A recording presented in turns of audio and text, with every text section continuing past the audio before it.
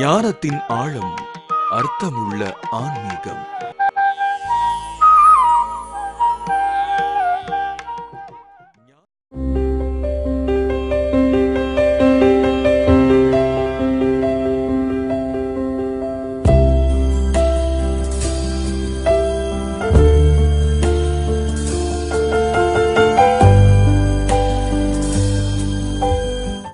ஜோதி தொலைக்காட்சி நேயர்களுக்கு வணக்கம். படுவர்ம சிகிச்சை. படுவர்மம் அப்படின்னா என்ன அப்படின்னு பார்த்தா ரொம்ப சிம்பிள் டெக்னிக். ஒரு குழந்தை இருக்கா, அழறா, சேர்த்து அணைச்சி பாருங்க. படுறது தான் இது. தொடுறது கிடையாது, தட்டுறது கிடையாது, எதுவுமே கிடையாது. அணைக்கிறோம். அணைப்பில் உள்ள சுகம் படுவர்மத்தினுடைய அடிப்படை. மனைவி எதையோ நினச்சி அழறாங்க, சேர்த்து அணைச்சி உச்சந்தலையில் ஒரு முத்தம், நெத்தியில் ஒரு முத்தம், வேற எங்கேயுமே வேணாம், அடங்கிடுவா. இந்த விஷயங்களை பல பேரால் செய்ய முடியாதால சனியை எப்போ பார்த்தாலும் அழுதுனுக்குது. வேற வேலை வெட்டியே கிடையாது, வெளியே நிம்மதியே இல்லை. கத்தவே கத்தாத, சேர்த்து அணைச்சிக்கோ. படுவர்மா வேலை செய்ய ஆரம்பிச்சு பட்டுன்னு வேலை செய்யும். நீ எவ்வளோ நாத்தம் அடித்தாலும் விடுங்க, வேணுவா, இன்னும் கொஞ்சம் இருக்கியானே. இருக்க இருக்க இருக்கிறது வேற இருக்கிறத நினச்சிக்க போறீங்க. இருக்க இருக்க அதில் உள்ள சுகம் யாரையும் கட்டுப்படுத்தும். இது படுவர்மத்துடைய பேஸு. இதையே அதுக்குன்னு ஹீலிங் பண்ணுறவங்க போகிறவரும் பொண்டாட்டி யாராவது ட்ரீட்மெண்ட் வந்து அந்த பொண்ணுங்களை கட்டி பிடிச்சிடாதீங்க. இதில் ஒரு சுகம் இருக்குதுன்னு அதால் சொன்னாருன்னு சொல்லிட்டு சேர்ப்பால் அடிப்பாளுங்க. அதையும் முன்னாடியே சொல்லிடுறேன். காரணம் என்னன்னா, படுவர்மமா இது டெக்னிக் பண்ணலாம் ஒத்துக்க மாட்டான். அது ஒரு சுகம். இந்த சுகங்களை கொடுக்கும்போது சொந்த பந்தங்கள், உடன் பிறந்த சகோதரிகள், சகோதரர்கள், அல்லது மனைவி, மகன், தாய், மனைவி, இவங்களுக்கு இது பொருந்தும். ஊரில் இருக்கவங்க கொண்டாட்டிலாம் உனக்கு படுவர்மம் பண்ணுறேன்னு சொல்லிட்டு தட்டி விட்டுருந்தீங்கன்னா உததான் வாங்கணும். அதையும் முன்னாடியே சொல்லிடுறேன். நீங்கள் வந்து என் மேலே பழி போட்டுறக்கூடாது. நீ சொன்னார் ஒருத்தர் கட்டி பிடிச்சா படுவர்மம் வேலை செய்யும், அமைதி ஆகிடுவாங்கன்னு சொல்லிட்டு போட்டுறாதீங்க. திருப்பியும் சொல்லிட்டேன். அது நான் வலியுறுத்த வேண்டி இருக்குது. நம்ம ஆளுங்களுடைய மனநிலை அப்படி இருக்குது. யாரையும் தப்பு சொல்லலை, இருக்கிற நிலை அப்படி இருக்குது. அதனால் ஒரு விஷயம் என்னன்னா, இந்த படுவர்மம்ன்றது எந்தெந்த இடத்துங்களெல்லாம் அப்ளை பண்ணுறாங்க, இதுக்கான ஆசன முறைகள் அப்படின்னு ஒன்று இருக்கணும் இல்லையா? Simple matter. இன்னைக்கு உட்காந்துன்னு 40 மணி நேரம் ஆசனம் விட்டு 21ஆம் தேதி யோகா டே. 3 வருஷத்துக்கு முன்னாடி யோகா டே கிடையாது, யோகா டே ஆகிப்போச்சு இருந்தது. இப்போ யோகா டே வாயிருக்குது, டே வாயிருக்குது. உட்காந்துன்னு 40 மணி நேரம் எல்லாரும் சேர்ந்து ஆசனம் போட்டு உலக சாதனை புரிஞ்சிட்டோம். உலகம் விளங்கிடுமா? 2000 கர்ப்பிணி பெண்கள் யோகாசனம் விட்டு உலக சாதனை விளங்கிடுமா? என்னைக்கோ ஒரு நாள் தான் இந்த பழமொழி சொல்லுவாங்க, ஒரு நாள் கூத்துக்கு மீசையை சேர்த்தான். பெரிய மீசை ஒருத்தன் வளர்த்தோம்னா கனமாக. அவன் என்ன பண்ணான்னா, ஒரு கூத்து வச்சாங்களாம், பரபரன்னு வச்சிட்டானான். நம்ம ஆகிப்போச்சு. மீசை யார் எடுப்பாங்க? பெரிய காரியம் வீட்டில் நடந்தால் மீசை எடுப்பாங்க. இது மீசையை துணி எது பெரிய காரம் இருந்து போச்சுன்னு பயந்துட்டானுங்களாம். இருக்கவங்களாம், டேய் நான் கூத்துக்கு போனேன்னா கூட நம்பலையாம். ஏன்னா அவங்க அப்பா அம்மாலாம் வயசானவங்களாச்சே, நல்லா இருக்கிறாங்களான்னு கேட்டானுங்க. அந்த மாதிரி ஒரு நாளில் யோகா போட்டால் போதுமா? யோக ஆசனம் என்பது நம் உடன் பிறந்தது. ரொம்ப அழகா கர்ப்பத்தில் குழந்தை எப்படி உருவாகும், எப்படி இருக்கணும், எப்படி இருக்கும், அதுக்கு தாய் என்ன செய்யணுன்றத கர்ப்பாசனம்னே ஒன்றுட்டு நமக்கு கொடுத்துருக்காங்க. கர்ப்பாசனம். இந்த கால் கொஞ்சம் புண்ணா இருக்கு, கொஞ்சம் போட முடியல, கஷ்டமா இருக்கு, வேற ஒன்றும் இல்லை. அடிப்பவங்க அங்கே காடு அலையும் போது ஏதோ ஒன்று கடிச்சிடுது, அது வினைவை நம்ம தானே அனுபவிக்க வேண்டியதாக இருக்குது. இந்த கால்களை இப்படி கொடுத்துட்டு பத்மாசனம், இந்த கால்களை பார்த்தீங்கன்னா பத்மாசனம் இப்படி கொடுத்துருவான். இந்த கையை உள்ளே கொடுத்துட்டு இந்த ஆசனத்தை போட்டு இப்படி உட்காரணும். இதுக்கு கர்ப்பாசனம்னு பேர் இந்த ஆசனத்துக்கு. இந்த கர்ப்பாசனத்தை வந்து போட்டு குழந்தை இப்படி இருந்தால் தான் சிறந்ததாக இருக்கும். ஆனால் குழந்தை அப்படி இருக்கிறது இல்லை. இப்படி இருந்தினா உன்னுடைய கர்ப்பத்தில் நீ வளர்ந்த விதம், உருவான விதத்தை கூட நீ உணர்ந்து கொள்ளலாம் அப்படின்றதுக்காக இந்த கர்ப்பாசனத்தை போட்டு கொடுத்தாங்க. இந்த கட்டை வரல இந்த தாடைக்கு கீழே ஒரு குத்து கொடுத்து இப்படி கையை வச்சு உட்கார்றது. இதனால தைராய்டு இந்த நோய்கள் உருவாகாது. ஒரு சிறந்த குழந்தையின் மனத்தெளிவு இருக்கும். இதுக்கு கர்ப்பாசனம்னு பேர். இந்த ஆசனங்கள் எல்லாம் நம்ம போட்டுக்கிறதோ இருக்குதான்னு கூட தெரியாத போயிடுச்சு. ஏன்னா ஆசனம் நிபுணர்கள் அப்படி பண்ணி வச்சிருக்கிறாங்க. காலை தூக்கி சக்கரமா பேரல் பாவிங்களா, 5 வயசுக்குள்ள யோகாசனம் கத்துறாதீங்க. குழந்தைங்க 5 வயசுக்கு மேலே தான் யோகாசனம் சிறந்த வழி. அதுக்கு முன்னால் நரம்பு சம்பந்தமான நோய் வந்துச்சுன்னா கஷ்டப்படுத்த அந்த குழந்தையாக தான் இருக்கும். நர்வஸ் வீக்னஸ் வரும். 5 வயசுக்கு மேலே கம்பல்சரி யோகாசனத்தை கற்றுக் கொடுங்க. 15 வயசுக்கு எந்த ஒரு குழந்தைக்கும் பாலியல் உணர்வு தோன்றும் போது மட்டுமே இந்த ஆசனங்கள் பயனளிக்கக்கூடியது. அதுக்கு முன் பால் உணர்வு அப்படின்றது வயசுக்கு வருதுன்னு நம்ம கலோக்கியெல்லாம் பேசிக்கலாம். வயசுக்கு வந்ததுக்கு அப்புறம் கற்றுக் கொடுங்கப்பா. 14 வயசு பொண்ணு 12 வயசுல வயசுக்கு வந்துடுறான், புள்ள 14 வயசுல வயசுக்கு வந்துடுறான். இந்த வயசுக்கு வந்ததுக்கு அப்புறம் தான் ஆசனங்கள் பொருத்தம். அதுக்கு முன்னாடி எதுவும் உதவாது. ஓடி விளையாட அனுமதியுங்கள் அந்த குழந்தைங்களை. விடுங்க, இங்கே பார்க்கில் விடுங்க, எங்கேயோ போய் விளையாட்டு வரட்டும், தெருவில் சைக்கிளை ஓட்டு, எதையாவது ஒன்று பண்ணட்டும். அதுக்கு வண்டி ஓட்டினர்களும் கொஞ்சம் சப்போர்ட் பண்ணுங்க. குழந்தைங்கள விளையாடுற இடம் அதுங்களுக்கு முக்கியத்துவம் கொடுங்க. நமக்கு ஜனத்தொகை அதிகமான நாடு, இடப்பரப்பு குறைவான இடம் நாடும் நம்மளது தான் இல்லையா. இந்த கர்ப்பாசனம் என்பது இப்படி இருக்கணும். ஆக்சுவலாக குழந்தை இப்படி கையை வச்சுட்டு இப்படி கிடக்கும், கவுந்து கிடக்கும், 2 காலை மாடும். அதுக்கு உடம்புல ஃபீடிங் ஜீரணமாகலாம் உடம்பை முறிக்கும், பெறலும். தாய் அதுக்கு தகுந்த மாதிரி அந்த உருள்றதுக்கு தகுந்த மாதிரி பெறலுக்கு தகுந்த தன்னுடைய உடலை படுக்கை முறைகளை சாய்ச்சிட்டா குடல் சுத்தல் உருவாகாது. ஒரு குழந்தை தாய் இடது பக்கம் படுக்கும்போது அந்த குழந்தை ரைட் சைடு பெறலாம் முறிக்கும் போது. அப்போ அந்த உருளும் போதே அந்த தாய்க்கு தெரியணும் தான் வைத்த குழந்தை உருளான். அப்போ அட்ஜஸ்ட் பண்ணி கொடுத்தா அந்த குழந்தை அதுக்கேற்ற மாதிரி பிறண்டுக்கும். அவங்க தான் உணரணும். இந்த உணர்வு நிலை தான் படு வர்மம் அப்படின்றதுக்கு அடிப்படையாக இருக்கு. இந்த படு வர்மத்தை எங்கெங்கெல்லாம் பயன்படுத்தலாம் அப்படின்னு பார்த்தா எல்லா இடத்துலையும் பயன்படுத்தலாம். சில சாமியாருங்க கிட்ட போனீங்கன்னா பட்டு துணி வச்சிருப்பான், தலையில் அப்படி தட்டி எடுப்பான். பெருமாள் கோவிலுக்கு போனீங்கன்னா அந்த கிரீடம் வச்சிருப்பாங்க, பார்த்துருப்பீங்க, வெள்ளியில், அதை தலை மேலே வச்சு எடுப்பாங்க. அம்மன் கோயிலுக்கு போனீங்கன்னு சொன்னால் அது பேருன்னா அந்த வேப்பிலை கத்தையை வச்சு மந்திரிப்பாங்க. இதெல்லாம் படுவர்மத்துடைய அடிப்படை. அப்போது இந்த வேப்பிலையில் இருக்கக்கூடிய வாடை இந்த குழந்தைக்கு நோய்களை தீர்க்குது. தெளிந்த ஞானியருடைய மேலே போட்டிருக்க துண்டு எங்கே தட்டினமோ அங்கே தட்டினா நோய்கள் தீருது. பெருமாள் கோவில்களில் வைக்கக்கூடிய அந்த வெள்ளி கலசம் தலையில் படும்பொழுது படுற இடத்தை பொறுத்து அவனுடைய நோய்கள் தீருது. கூட கொடுக்குற மருத்துவம் பிரசாதம் என்கிற மருத்துவம் நோய்கள் விலக துணை போகிறது.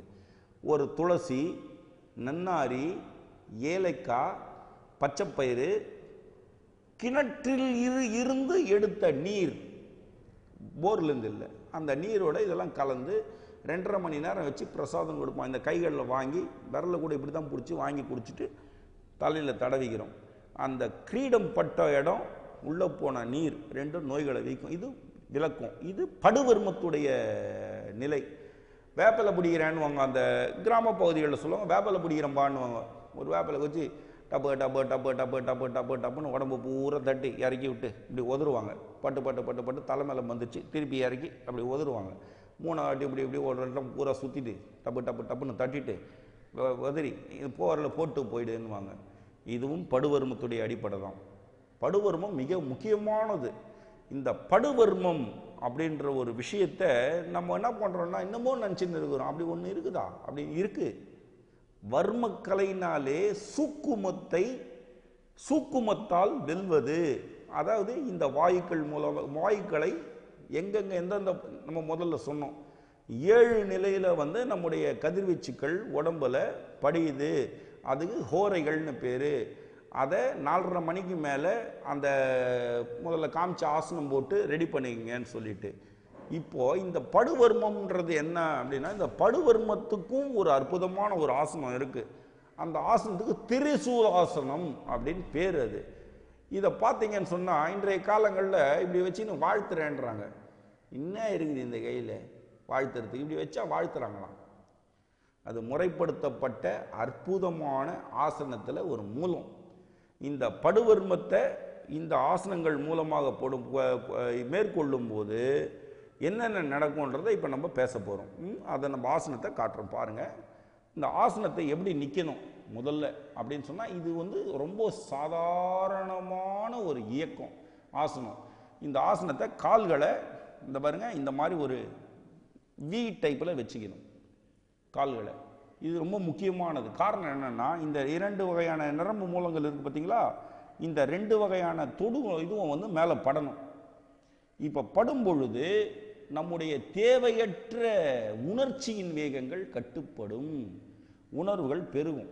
காம சிந்தனை அதிகமாக போயிடுச்சு, எனக்கு கட்டுப்படுத்த முடியலன்னு சொல்லி சொன்னால், இந்த கால் கட்டை விரல் இருக்கு பாருங்க, இந்த கால் கட்டை விரலை இப்படி போட்டு பிடிச்சிட்டு கொஞ்ச நேரம் படுத்து தூங்கினோம்னா காம சிந்தனை கட்டுக்குள் வரும்.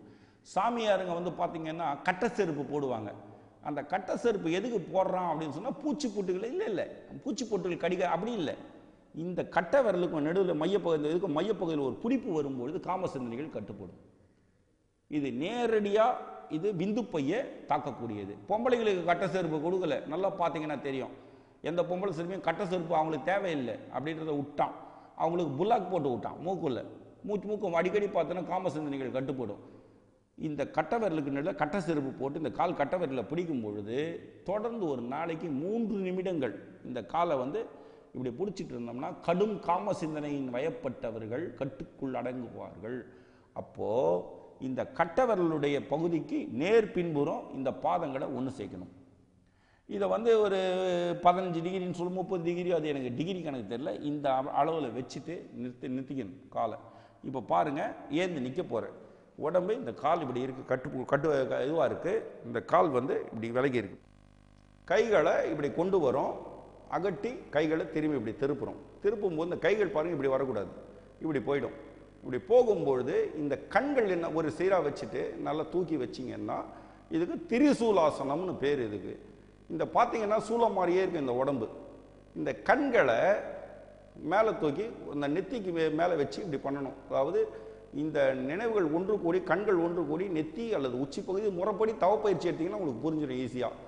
வச்சுட்டு இப்படி வச்சிங்கன்னு சொல்லி சொன்னால் இப்போ உங்களுடைய ஆற்றல் என்பது வீணாகாது. இதனுடைய காரணமாக உங்களுக்கு ரிசீவிங் ஜாஸ்தி ஆகும். இந்த திரிசூலாசனாவில் இந்த கைகளை நம்ம எப்படியெல்லாம் பயன்படுத்திக்கலாம் அப்படின்னு சொல்லும் பொழுது இந்த கைகள் மேல் தூக்கி செயல்படும் போது இந்த பைசப்ஸு, இந்த ஆர்ம்ஸு, இந்த ஃபோர் ஆர்ம்ஸ் எல்லாம் நல்ல பலமாக இயக்கம் காணும். 2வது எனர்ஜி லெவல் அப்படின்னு சொல்லக்கூடிய நம்ம உடம்புல இருக்கக்கூடிய ஆற்றல், சக்தி ஆற்றல் வந்து சீராக செயல்படும். முதுகு தண்டு வடம் யார் ஒருத்தருக்கு வளையலையோ ஊன்போல்லையோ அவன் சிறந்தவன், பேராண்மை மிகுந்தவன், நிமிர்ந்த நிற்கிற இது அப்படிதான். அதனால தான் ஸ்கூல் டீச்சருங்களாம் கூட பார்த்தீங்கன்னா ஒன்று வைப்பாங்க, நிமிர்ந்து உட்காரு, அறிவு பிரகாசமாகும் இந்த மாதிரி ஆட்களுக்கு. அப்போ எதை எப்படியெல்லாம் ஆப்ரேட் பண்ண முடியும்ன்றது இவனை அறியாமலே இவனுக்கு வந்து சேரும். அந்த மாதிரி விஷயங்களில் வரும் பொழுது சிக்கனம் உடம்புல காற்றின் மூலமாக பரவி நம்மளை இயக்கி கொண்டே இருக்கிறது. அடவாரையா அது வெங்காயமா அது போயா எல்லாம் சும்மா டுபாகூரு அப்படின்றவங்களும் இந்த பேச்சு புரியாது. காரணம் என்னன்னா அறியாமை அவனை சூழ்ந்திருக்கும் போது அர்த்தங்கள் புரியாது. ஆணுக்கும் பெண்ணுக்கும் அர்த்தமற்றவனுக்கும் வித்தியாசம் தெரியாதவன் இந்த விஷயத்தை செய்வான். ஒரு காற்று வீசுதுன்னு சொன்னால் காலையில் கொஞ்சம் இனிமையாக இருக்குது, மாலையில் இனிமையாக இருக்குது, நடுவில் கடுப்பாக இருக்குது, கடுன்னு இருக்கான். உச்சந்தலை வெயில் அடிக்கும்போது வெயிலால் நடக்கிறதால வீசுகிற காற்றுகளால் நடக்குது இந்த சிந்தனைகள். அப்போது இந்த காற்றுகள் வந்து பிரியுது. முதல்ல சொன்ன மாதிரி சந்திரஹோரை, சூரிய ஹோரை என்பது வெப்பத்தில், அதாவது சூரியன் ஆதித்தனிலிருந்து வெளிப்படக்கூடிய கதிர்வீச்சுக்களை சூரியன்கள் மூலமாக வாங்கி உடம்புக்கு செலுத்த அதனுடைய ஆற்றல் ஒரு மாதிரி இருக்கும். சந்திரனுடைய ஆற்றல், உயிராற்றல் உடம்புல படும்போது ஒரு மாதிரி இருக்கும். அணுக்களுடைய தன்மை செவ்வாய் கிரகத்துக்கு சொந்தமானது, அதிலிருந்து வரக்கூடிய ஆற்றல் ஒரு மாதிரி இருக்கும். அதே போல அமீல கலப்புகளுடைய ஆற்றல் புதன் கிரகத்துக்கு சொந்தமானது, அது படும்போது ஒரு மாதிரி இருக்கும். குரு அப்படின்ற ஒரு கிரகத்திலிருந்து வரக்கூடிய தங்க மூலக்கூறுகள், தங்க சத்து நிறைந்தது குரு கிரகத்துடைய தனித்தன்மை, அந்த மூலக்கூறுகள் படும்போது ஒரு மாதிரி இருக்கும். சுக்கிரன் அப்படின்னு சொல்லக்கூடிய கிரகத்திலிருந்து வெளிப்படக்கூடிய வெள்ளி ஈய சத்துக்கள் ஒரு மாதிரி இருக்கும். சனி கிரகத்திலிருந்து வெளிப்படக்கூடிய கதிர்வீச்சுக்கள் இரும்புடைய மூலக்கூறுகளை அடிப்படையாக கொண்டது, அது ஒரு மாதிரி இருக்கும். இந்த 7 எப்பவுமே ஒன்னோட ஒன்று கலந்து தான் நம்ம மேலே பாயும். அப்போ பாயும் போது அதுவும் வந்து எல்லாமே வந்து பார்த்தீங்கன்னா வாயுக்களை மூலமாக தான் நம்ம உடம்புல செலுத்தும். இந்த வாயுக்களுடைய மூலமாக நம்ம உடம்புல செலுத்தும் போது ஒருத்தருக்கு ஏற்படக்கூடிய நோய்கள் என்பது பல விதங்களில் 7 பிரிஞ்சு போயிட்டே இருக்கும். இப்போ நம்ம மூலிகைகளை எடுத்தோம்னா கூட ஒரு செடி மாஞ்செடின்னு ஒன்று எடுத்தோம்னா அதனுடைய பிரிவுகள் 7 இருக்கும். அந்த 7 மாஞ்செடிகள்லையும் 7 பிரிவுகள். இப்போ பார்த்தீங்கன்னா ஒரு மாவளை மாதிரியே பார்க்கும்போது அந்த பழம் பேருன்னா அந்த எண்ணெய் ஊற்றுவாங்க இலுப்பை அதே மாதிரி இருக்கும். நாவல் ஏறக்குறைய அதே மாதிரி இருக்கும். ஏன் நீங்கள் இது பண்ணுறக்கூடிய யூக்கலிப்டஸ் மாவளை மாதிரியே இருக்கும். இதெல்லாம் அடம்ப மரம், எந்த மரம் எடுத்தாலும் மாவளை மாதிரியே பல 7 பிரிவுகள் இருக்கும். மாமரம்ன்றது ஒன்று. அதனுடைய பிரிவுகள் பார்த்தீங்கன்னா மல்கோவான்னு ஒன்று இருக்குது, ரஸ்தாளின்னு ஒன்று, மல்லிகான்னு ஒன்று இருக்குது, ஜாங்கிரின்னு ஒன்று இருக்குது. இப்படிலாம் நிறைய பிரிவுகள் இருந்துகிட்டே இருக்கு இல்லையா? எல்லாமே பார்த்தீங்கன்னா இலைகள் வித்தியாசப்படும். அந்த மாதிரி ஒரு பிரிவுகளும் 7 பிரிவுகள் இருந்துகிட்டே இருக்கும். அதுபோல் அந்த கதிர்வீச்சுக்கள் ஒரு இடத்துலையும் பல நிலைகளில் கூடி ஒருத்தருக்கு ஒரு மாதிரி டேமேஜ் பண்ணும். அப்போ அவங்களுக்கு என்னென்ன வரும்னும் போது காற்று சேட்டைகள் உருவாகும். இந்த காற்று சேஷ்டை எது எடுக்குதுன்னு கேட்டிங்கன்னா இவ்வளோ இருக்க வேப்ப மரம் எடுத்துடுது. வேப்ப இலையில் மலை வேம்பு இருக்குது, சாதா வேம்பு இருக்குது, சர்க்கரை வேம்பு இருக்குது, ஊசி வேம்பு இருக்குது. வேலன் வேற வேம்பு வேற. இந்த மாதிரி ஒரு 4 பிரிவுகளை நம்ம பிடிக்கிறோம். இந்த 4 பிரிவுகளில் ஊசி வேம்புன்றது ஒரு நேர்குத்தி வளரக்கூடிய வேப்ப மரத்துலேயே மிக அற்புதமானது. எப்போவுமே பால் வடியும், பிசின்களை அதிகமாக கொடுக்கும், ஞானத்துக்கு சிறந்தது. சாதா வேம்பு அது உடம்புக்கு நல்லது செய்யும். மலை வேம்புன்றது கர்ப்ப நோய்களை நீக்கிறதுக்கு துணை போகும். சர்க்கரை வேம்பு நோய்களை, அதாவது கற்ப மூலிகைகள் லிஸ்ட்டில் சேர்ந்துடும். இப்படி மரத்துங்கள்லேயும் நிறைய பிரிவுகள் இருந்துகிட்டே இருக்கும்போது இந்த பிரிவுகளிலிருந்து ஏற்படக்கூடிய வாயுக்களை எது நீக்கும்னா மலை வேம்பு நீக்குமா? நீக்காது. ஞானத்தை அளிப்பதற்கு நமக்கு ஊசி வேம்பு பயன்படும், கற்ப மூலிகையில் சர்க்கரை வேம்பு பயன்படும். நோய்களை நீக்குவதற்கு சாதா வேம்பு போதுமானது. வேம்புன்றது வேப்ப இலையை சொல்கிறது. அந்த வேப்ப இலையை வச்சு நீங்கள் தலையில் தட்டி எடுக்கும்போது இந்த படுவருமம் வேலை செய்யும். உங்களுக்கும் பார்த்த மாத்திரத்தில் என்ன நோயிலையும் பாதிப்படைஞ்சிருக்கான்றது தொடர் பயிற்சியினால் உணரலாம். இந்த பயிற்சியை எப்போ பண்ணணும், எப்படி பண்ணணும்? இப்போ நிந்துகாட்சிமை திருசூலாசனம் அந்த பயிற்சியை எப்போ பண்ணணும், எப்படி பண்ணணும் அப்படின்னு சொல்லும்போது நடு நிச்சி வேளைகளில், அதாவது நண்பகல் வேளைகளில், நடு நிச்சின்றது இரவை குறிக்கிறது. இந்த இரு வேளைகளில் இது மிக பலன் கொடுக்கக்கூடியது. 12 மணி வரை நான் உட்கார்ந்து இருக்கணுமா நைட் ராத்திரி அப்படின்னு சொன்னால் நீ ஒரு ஹீலர் ஆகணும், மிக சிறந்த ஒரு மனிதனாக மற்றவர்கள் நோய் பிணியை தீர்ப்பவராக வாழ வேண்டும் என்றால் இந்த இரு வேளையை பயன்படுத்தி தான் ஆகணும். வாழ்க்கையை எதுக்காக பயன்படுத்துகிற, எதுக்காக செலவிடுறன்றது மட்டும்தான் இன்றைய சப்ஜெக்டே. இன்றைய இளைஞர்கள் தடுமாற்றத்திற்காக காரணம் என்னன்னா எல்லாத்தையும் தெரிஞ்சுக்கணும்னு ஆசைப்படுறோம். எது ஒன்றுலையாவது ஸ்கில்டாயிருன்றதான் நம்ம சொல்ல வருது. எல்லாத்தையும் தெரிஞ்சுக்கோ, எல்லாமே இருங்க அப்படியா அப்படின்ற அளவுக்கு உதவுமே தவிர எது ஒன்றில் நீ சிறந்தவன் என்பதுதான் உன் வாழ்க்கையை நிர்ணயிக்க முடியும். நான் இந்த கலையில் சிறந்தவன், எனக்கு மருத்துவத்தில் சிறந்தவன், மாந்திரிகத்தில் சிறந்தவன், தந்திரத்தில் சிறந்தவன், மேஜிக் பண்ணுறமே அந்த மேஜிக்கில் சிறந்தவன், ஞானம் போதிப்பதில் சிறந்தவன். ஏதாவது ஒன்றில் நீங்கள் பெரிய ஆளாக இருந்தால் அதில் நீங்கள் ஸ்கில்டு. நான் ஒரு நல்ல ஸ்விம்மர், நீச்சல் அடிக்கிற வேணால் நீச்சல் வீரனாயிரு. நான் ஒரு நல்ல ரன்னர், அது உனக்கு வாழ்க்கையை கொடுத்துட்டு ஏதோ ஒரு கவர்மெண்ட்டில் சம்பளம் வாங்கி கொடுத்துரும் உனக்கு ஒரு நல்ல. ஆக ஏதோ ஒன்றில் நம்ம சிறந்தவனாக இருக்கணும். எல்லாத்துலேயும் சிறந்தவனாகிறதுன்றது கொஞ்சம் கஷ்டமான காரியம். அப்போது இந்த தீர்மானமான சிந்தனைகள் இன்றைய இளைஞர்கள்கிட்ட இல்லாததுனால தற்கொலைகள் அதிகமாகிறது. காதல் பைத்தியங்கள் தெருவாக அலைகிறது. காதல் என்கிற போர்வையில் காமப்பித்து பிடித்த பைத்தியங்களாக தான் இன்றைக்கி இளைஞர்கள் இருக்காங்க. காரணம் புரியல. காரணம் என்ன அப்படின்னும் போது சரியான முறையில் ஒன்றை நாம் பயன்படுத்தவில்லை அப்படின்றது தான். அப்போது காலை அப்படின்ற மத்திய வெயில், நடு வெயில், இது அதாவது நண்பகல் வெயிலில் இந்த ஆசனங்களை பயன்படுத்தணும். நடு நிச்சி இரவு வேளை 12 மணிக்கு பயன்படுத்தணும். சரியான 12 மணி நேரம் கேப்பில் இந்த பயிற்சியை எப்படி பயன்படுத்தணும்னா ஒரு கோமணம் கட்டிக்கிங்க. முடிஞ்ச அளவுக்கு உடம்புல துணி இருக்கக்கூடாது. ஒரு கோமணம் தவறில்லை, ஏன்னா பயந்துட போகிறேன், யாரோ பார்த்து பயந்துருவாங்க, பிரச்சனைகள் ஜாஸ்தி ஆகிடும். இரவு வேளைகள்லையும் அந்த மாதிரி செய்து நல்ல நண்பகல் உச்சியையும் இரவு வேளை உச்சியையும் முழு அளவில் ஒரு 24 நிமிடங்கள் நீங்கள் பயன்படுத்துவீர்களானால் உங்களுக்கு பக்காவாக வேலை செய்யும். இப்போ பார்த்தீங்கன்னா இஸ்லாமிய சமுதாயத்தில் மசூதி இருக்குது, பார்த்துருக்கீங்க. காலையில் 6 மணிக்கு ஊதுவாங்க, சாயங்காலம் 6 மணிக்கு ஊதுவாங்க. இதெல்லாம் படுவர்மத்துடைய அடிப்படை. அதனால் அவங்க சில மந்திரத்தை சொல்லி அப்படின்னு ஊதி விடுவாங்க, பார்த்துருக்கீங்க. நோய்கள் தீந்துடும். மயில் தொகை, இந்த விஷயத்துக்கு மயில் தொகையில் சிலர் மந்திரிப்பாங்க. மயில் தொகையை மந்திரிக்கிறதும் இந்த படுவர்மத்துடைய அடிப்படை தான். அந்த மயில் தொகையில் இருக்கக்கூடிய கிருமி நாசினிகள் முகமெங்கும் பட்டு நோய்களை தீர்க்கும் மாமருந்து. எனக்கு காத்து சேஷ்டை வந்துடுச்சு, மசூதிக்கு போன மந்திரிக்க இஸ்லாமிய சகோதரர்கள் எனக்கு மந்திரிச்சு விட்டாங்க அப்படின்போது ஊதுனாங்கன்னுவாங்க. அப்போ தான் துவா பாடிட்டு இது பண்ணிட்டு வந்திருப்பாங்க, நமாஸ் படிச்சுட்டு துவா பாட்டு வந்திருப்பாங்க, மூஞ்சில் ஊதுவாங்க. இந்த ஊதும்போது இந்த காற்று அவர்கள் மீது பட்டு அவர்களுடைய நோயை விலக்குவது படுவர்மத்துடைய அடிப்படை. இஸ்லாமிய சமுதாயத்தில் காலை மாலை வேளைகளில் ஊதுதல் என்பது படுவர்மத்துடைய அடிப்படை. நம்முடைய தர்மம் இந்து மத தர்மம்னு சொல்ற இடத்துல வேப்பலை மந்திரிக்கிறது, ஞானிகள் கிட்ட துண்டுல உதவாங்கிறது, சில குழந்தைகளை கட்டி பிடிச்சி அதில் உச்சி நுகருதல், இதெல்லாம் படுவர்மத்தின் அடிப்படை. இப்போ உங்களுக்கு சக்தி இருந்தால் மட்டுமே அடுத்தவர்கள் நோயை தீர்க்க முடியும், சுத்தம் செய்ய முடியும் அவர்களை.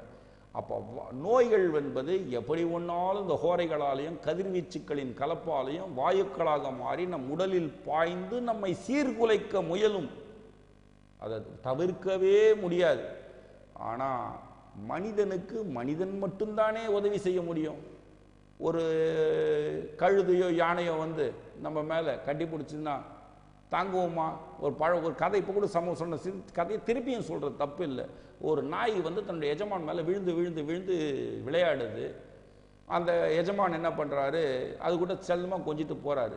அவர் ஒரு வண்ணார், அது துணி துவைக்கிறவர். ஒரு கழுதை பார்த்துன்னு இருக்குது, இந்த நாய் பக்கா காக்காவாக இருக்குது பாரு, நம்மலாம் காலையிலேருந்து பொதி சம்பந்தம்னு போகிறோம், நம்மள இருந்தாலும் என்றைக்காக சட்டை பண்ணியிருக்கானா, குச்சியில் அடிக்கிறான், நம்மளும் இந்த நாய் மாதிரி மாறிடணும் அப்படின்னு சொல்லிட்டு அந்த கழுதை ஒரு வாரமாக கூட்டிச்சு ஒரு பக்கம் நின்றுதான். அந்த எஜமானர் வராரு, வந்த ஒரு உடனே ஜிபு ஜிபுன்னு நாய் மாதிரி ஓடி போய் அவர் மேலே காலை போட்டுதான். கழுதை இன்னும் ஆயிருப்பான் ஓனர், அவனை நாய் நக்கிற மாதிரி நக்கி அவனை போய் கடிச்சு கடிச்சு விளையாடிச்சான். உடம்பெல்லாம் ஓட்டை உழுந்தவன் அலறி ஓடி போய் ஒரு கட்டை எடுத்து அடிச்சு காலை உடைச்சான். அது மாதிரி எந்த ஒரு விஷயத்திலையும் அது அதனுடைய குணத்தை அது அப்படியே அப்ளை பண்ணால் எல்லாமே நல்லா இருக்கும். ஆனால் நம்ம நம்மை நாம் காப்பாற்றிக் கொள்வதற்கும் பிறரை காப்பாற்றுவதற்கும் வழியை முதல்ல பிடிக்கணும். அதனால் உச்சி நுகர்றதுன்றது ஒரு சிலர்கிட்ட மட்டும் பயன்படுத்துங்க, எல்லார்கிட்டையும் மனம் உதவாங்குவோம். படுவர்மம் என்பது மிக அற்புதமான சாதனம். அந்த படுவர்மத்திற்கான மிகச்சிறந்த ஆசன முறை அப்படின்னு சொன்னால் அது திரிசூலாசனம், திரிசூலாசனம், திரிசூலாசனம் என்று கூறிக்கொண்டு இந்த ஆசனத்தை நண்பகல் 12 மணியில் ஒரு கௌபீனம் கட்டினும், இரவுலையும் 12 மணிக்கும் இந்த பயிற்சியை தாராளமாக பண்ணலாம். இதனால யாருக்கும் எந்த விதமான தவறுகளும் நடக்க போகிறதில்ல. இரவு நேர கதிர்வீச்சுகளுடைய கலப்பு பாடியில் இறங்கும் பொழுது அறிவு ஆற்றல் பெருகும்.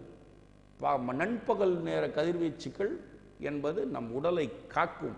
ஆக திரிசூலாசனத்துடைய இயல்பு இதுதான்.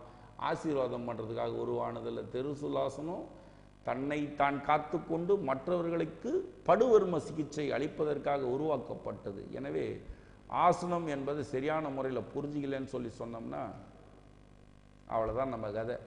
இந்த ஆசனங்களை சரியாக பேசுங்க. இன்னொரு தொகுப்பில் நோக்கு வர்மம் அப்படின்ற சப்ஜெக்டில் நோக்கு வர்மத்திற்கான ஆசனங்களை பயன்படுத்தி எவ்வாறு ஒரு மனிதன் பார்வையாலே ஒரு மனுஷனை கியூர், நேரில் உட்கார்ந்தாதான், எங்கேயோ நீங்கள் டிவியில் எங்கேயோ ஒரு இடத்துல பார்த்துட்டு அவங்கள சரியாயிடுன்றதில்லை, எப்படி பயன்படுத்த முடியும், அதுக்கான ஆசன முறைகள் என்னன்றதை சொல்லுவோம் அப்படின்னு சொல்லி நன்றி கலந்த வணக்கம் பாராட்டி விடைபெறுகிறோம். அடுத்த தொகுப்பில் சந்திப்போம். நன்றி, வணக்கம்.